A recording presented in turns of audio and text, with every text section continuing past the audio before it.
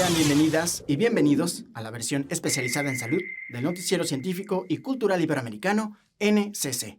Soy Jonás Birmar y los acompañaré en este espacio de la Asociación de Televisiones Educativas y Culturales Iberoamericanas, ATEI, con la intención de difundir la ciencia y la tecnología a lo largo de Latinoamérica. El cuerpo está diseñado para estar en movimiento. Sin embargo, la comodidad de la vida moderna podría convertirnos en personas sedentarias. Una situación que alarma a la Organización Mundial de la Salud por todos los riesgos que la falta de actividad física puede generar a la salud. Puede culparse a Internet del aumento del sedentarismo o a la falta de tiempo o de presupuesto. El caso es que nos movemos poco. Según el último informe de la OCDE, 1 de cada 3 adultos europeos no respeta las pautas de la Organización Mundial de la Salud. Esos 150 minutos de actividad física de intensidad moderada al menos una vez por semana. Y la falta de actividad nos dará como resultado 11,5 millones de nuevos casos de enfermedades no transmisibles para 2050.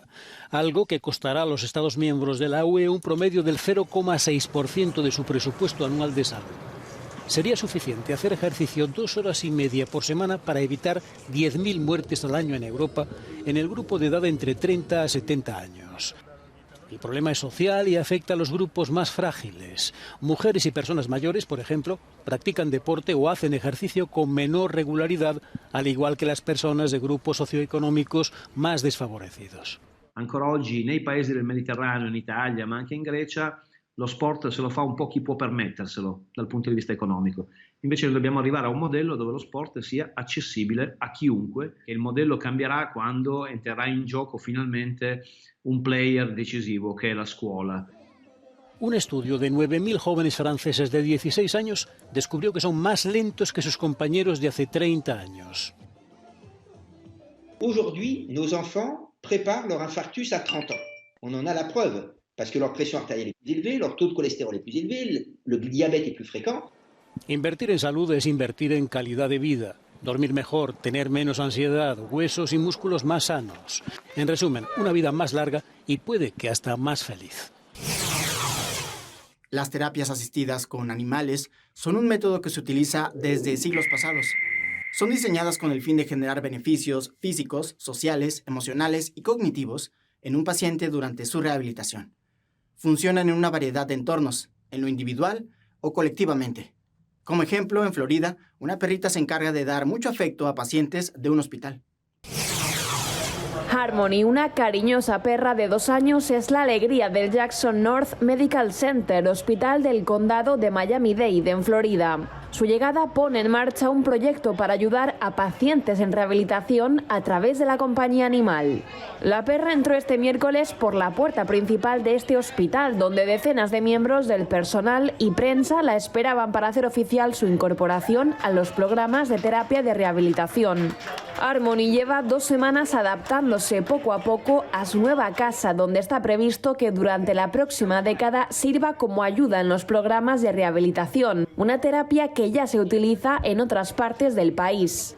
La directora de servicios de rehabilitación de este hospital asegura que está demostrado que las terapias con perros entrenados dan un gran resultado en la recuperación de pacientes con diferentes problemas de salud, a los que ayudará a realizar tareas, además de darles cariño. Según el centro sanitario, los perros que se incorporan a labores de terapia para personas en rehabilitación pueden reducir la ansiedad y el estrés. Harmony fue sometida a 2 años de intenso entrenamiento para ser capaz de responder a más de 80 señales, un trabajo para cuya adaptación al hospital cuenta con 4 colaboradores que son terapeutas de rehabilitación. Andrés Yánez es uno de los 4 empleados del hospital que guiarán a Harmony a llevar a cabo su labor. Vamos a tener el perro aquí, la perra aquí y vamos a hacer un poco de terapia, visitas a los pacientes para que ellos básicamente se ponen feliz. Cuando ven un animal, ellos les encanta cuando ven ese tipo de ambiente, de sacar el estrés de estar en un hospital. Desde el centro explican que para recibir la ayuda de la perra solo tienen que enviar un mensaje de texto o un correo electrónico. Desde que comenzó el ataque militar ruso, los hospitales, ambulancias y médicos en Ucrania han sido blanco de ataques. Esta situación obliga a los centros médicos a buscar nuevas medidas de protección, como habilitar sótanos para proteger a pacientes, ya que en algunos casos se trata de mujeres embarazadas quienes tienen que dar a luz bajo los bombardeos. Miss Jana Kulik pasa gran parte de sus días a la espera. Aguarda noticias de su marido Maxim, que se presentó voluntario para luchar contra el ejército ruso en el frente oriental de Donetsk, y espera la llegada de su segunda hija. Hablamos de la familia y de las cosas de casa. Siente que nos ha abandonado, pero le digo que no se preocupe, que solo cumple con su deber. Desde el principio de la guerra nunca pensé ni una sola vez en abandonar Ucrania. Me resulta muy difícil plantearme esa cuestión. Tengo una hija de 8 años. No puedo irme. Quisiera que no tuviera que ver la guerra, pero aquí me siento más tranquila.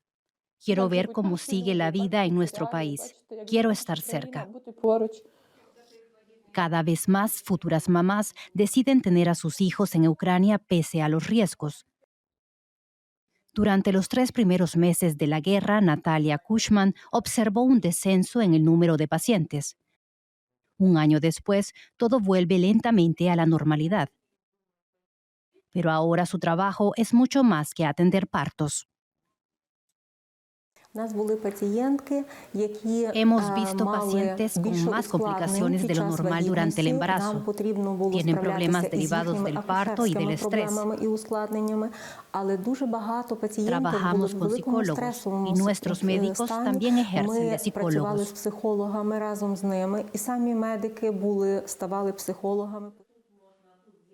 La doctora Kushma y sus colegas convirtieron este sótano en una sala de partos a salvo de las bombas, un lugar seguro aunque el hospital sea atacado.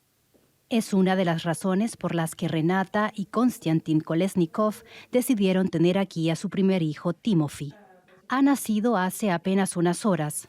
Los Kolesnikov huyeron de Donetsk, en el este de Ucrania. Ya he dejado mi casa una vez. No quiero volver a pasar por eso. ¿Y a dónde huir? ¿A Polonia? Ahí no tenemos casa, no hablamos el idioma. Ya fue bastante duro instalarse en Kiev. A pesar de la guerra, tanto Renate como Sijana son optimistas sobre el futuro del país al que traerán a sus hijos. Creo que lo reconstruiremos todo, que los ucranianos volveremos a ser felices. Aprenderemos las lecciones correctas y nunca olvidaremos este tiempo. Para ello, Ucrania necesita la paz. Y Sijana sabe que tendrá aún que aguardar probablemente mucho tiempo. Actualmente, Afganistán es el principal productor de opio en el mundo. Un negocio que mueve millones de dólares al año e incluso ayuda a financiar los movimientos radicales. Una de las consecuencias es el hecho de que millones de afganos hayan caído en la adicción a las drogas.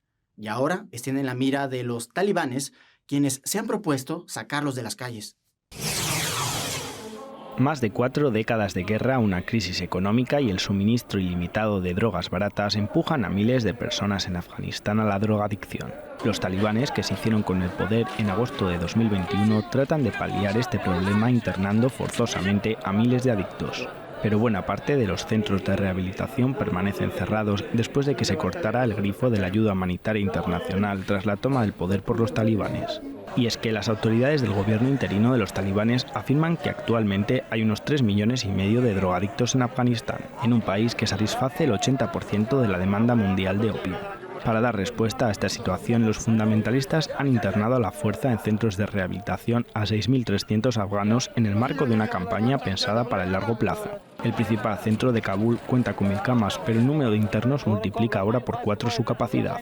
Faltan camas y espacio, pero también comida, ropa y medicina, pues el número de jóvenes que caen en la drogadicción ha ido en aumento. La falta de concienciación, el desempleo y la desatención de las familias empujan de nuevo a la adicción a las personas recién recuperadas. El azúcar en nuestra sangre proviene de los alimentos que ingerimos. Cuando se vive con diabetes, elegir de manera correcta nuestra comida es una manera importante de mantener la salud en buen estado. Desde el Hospital Civil de Guadalajara nos comparten algunas recomendaciones para alimentarnos de una manera más balanceada.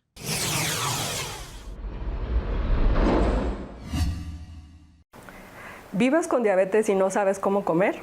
La técnica del plato te lo explica de manera sencilla. Se trata de tomar un plato de regular tamaño y dividirlo imaginariamente a la mitad. La mitad de tu plato debe de ser verdura, combinado con fruta. La otra mitad del plato está dividida en 2/4 partes.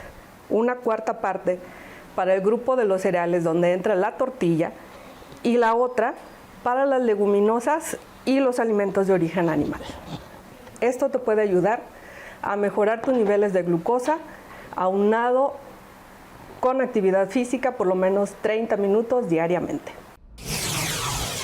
Los invito a ser parte de nuestros canales de WhatsApp y Telegram. En un momento regresamos con más información.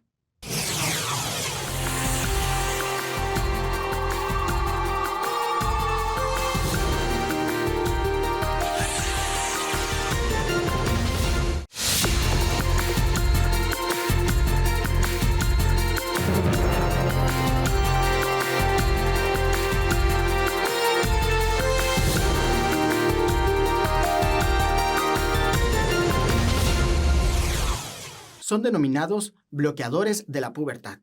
Se trata de un tipo de medicamento utilizado para inhibir el desarrollo en pacientes menores de edad que no se identifican con su género asignado al nacer.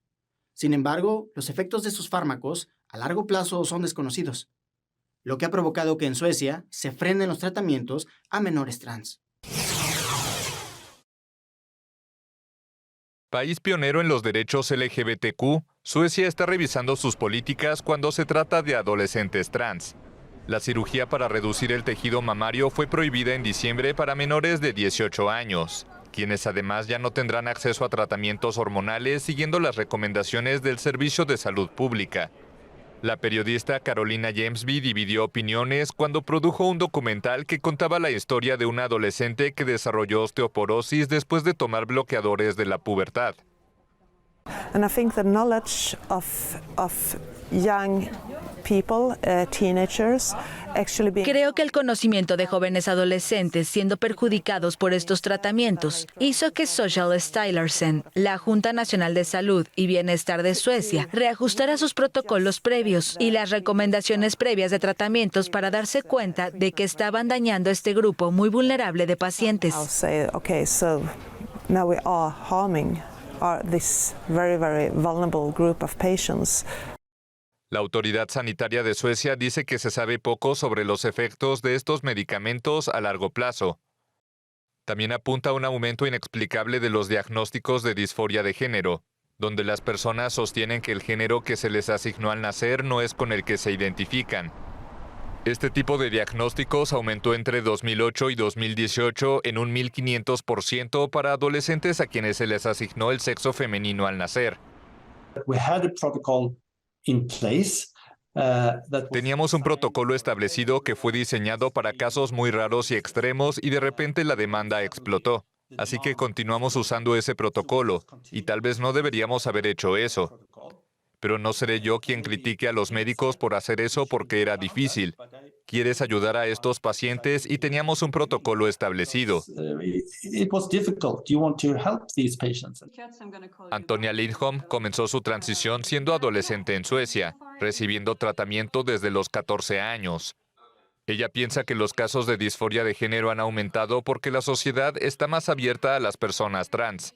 Y le preocupan aquellos que ya no tienen acceso a tratamientos hormonales. Las hormonas salvan a mucha gente. Y sí, me siento molesta, porque si saliera del closet y tuviera 13 años en este momento, no tendría ninguna oportunidad. A medida que se revisan las políticas, el representante de la juventud LGBTQ, Elias Fechlander, dice que el sistema de salud debe ayudar mejor a los adolescentes trans cuando buscan atención. Es responsabilidad del profesional de la salud informar a los pacientes sobre los riesgos y, en caso de que sea menor de edad, informar a los tutores sobre el riesgo y hacer una evaluación de necesidades versus riesgos de toda la atención médica. Si bien el tratamiento hormonal para adolescentes está siendo objeto de debate público en Suecia, el país nórdico no es el único que está repensando sus reglas. La vecina Finlandia comenzó a limitar el acceso al tratamiento para adolescentes en 2020 y Francia ha pedido mucha cautela en el uso de tratamientos hormonales en jóvenes. La sexualidad es parte de la vida humana. Recibir educación sensible, con base científica, rigurosa e integral respecto a la sexualidad es un derecho humano establecido para todas las personas, aunque existen algunos factores sociales y culturales que limitan la información, al grado de provocar que en algunos territorios no sea posible conseguir métodos anticonceptivos. El Parlamento Europeo busca proteger el acceso a los métodos anticonceptivos. Sin embargo, las políticas de las que dependen estos varían mucho según el Estado de la Unión Europea. ¿Pero cuáles son las razones de esta disparidad? Neil Data, director ejecutivo del Foro Parlamentario Europeo para los Derechos Sexuales y Reproductivos, explica algunos de los motivos. In East European countries, up until the early 1990s, contraception was not very well known, it was not very well available, and so we're still dealing with the legacy of that even today. Algunos Estados miembros de la Unión Europea, como Francia, Bélgica e Irlanda, ofrecen preservativos gratuitos en un intento de frenar los embarazos no deseados y la propagación de ETS. Pero Data afirma que la religión también puede desempeñar un papel importante.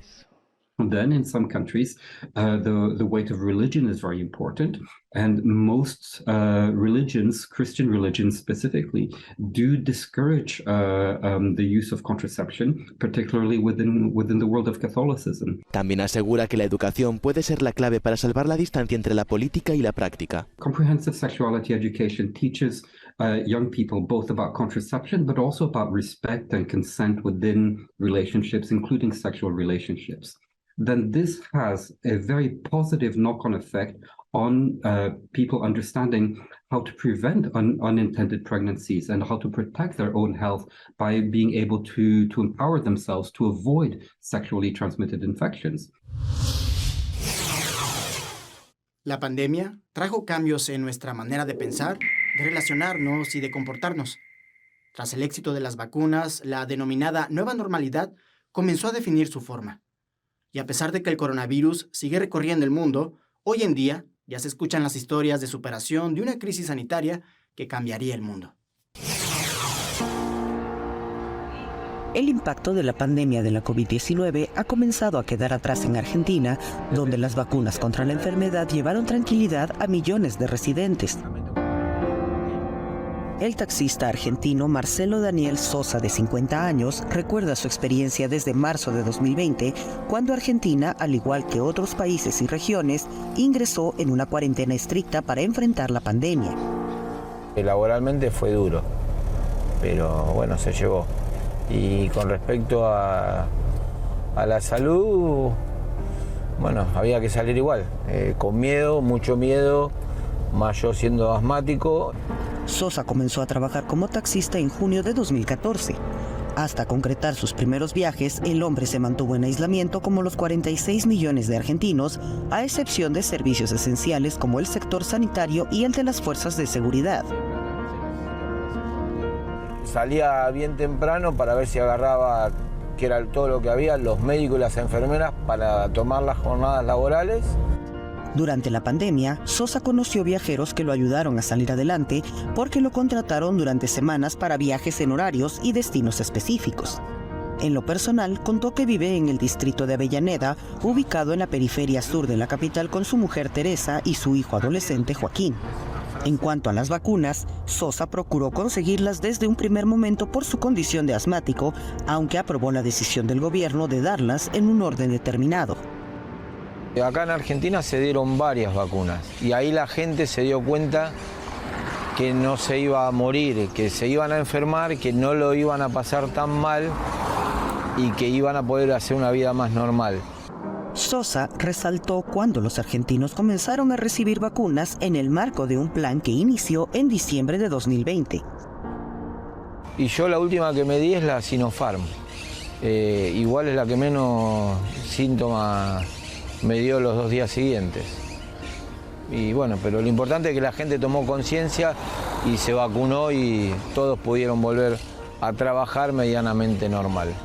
El conductor contó que el hecho de estar inmunizado contra la enfermedad le dio tranquilidad y explicó que ahora, a medida que la pandemia comienza a quedar atrás, decidió no trabajar los domingos para pasar más tiempo de disfrute en familia.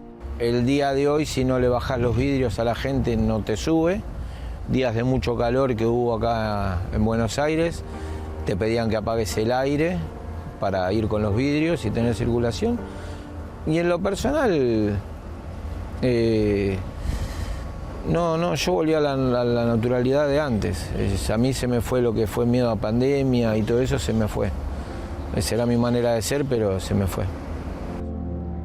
Sin embargo, señaló que muchas personas mantienen las medidas de prevención, razón por la cual muchos pasajeros exigen vehículos con dispositivos que los separen del conductor y bien ventilados, a la vez que mantienen el uso de mascarillas. Con información de la oficina en Buenos Aires, Argentina, Noticias Xinhua. Desde mayo del 2018, la OMS se ha propuesto eliminar las grasas trans de la producción industrial de alimentos a nivel mundial. Esto con el objetivo de mejorar la calidad de los alimentos en el futuro. Sin duda, una meta importante para la salud del planeta. No obstante, millones de personas siguen expuestas a estos ácidos grasos trans que comprometen seriamente la salud. Es una grasa artificial, tóxica y que mata. Riesgo de infarto, el riesgo de accidente cerebrovascular. Es la causa de que haya tantos muertos atribuibles al consumo de grasas trans. Son aceites vegetales alterados añadiendo hidrógeno, grasas hidrogenadas. Se encuentran en la comida rápida, en productos precocinados, procesados o en bollería industrial. Hace que puedan durar más tiempo los alimentos. Esa es su función. Y por eso se han usado químicamente, solamente con un tema comercial. Si te dicen un paquete tiene grasa parcialmente hidrogenada, al fin y al cabo eso significa grasa trans.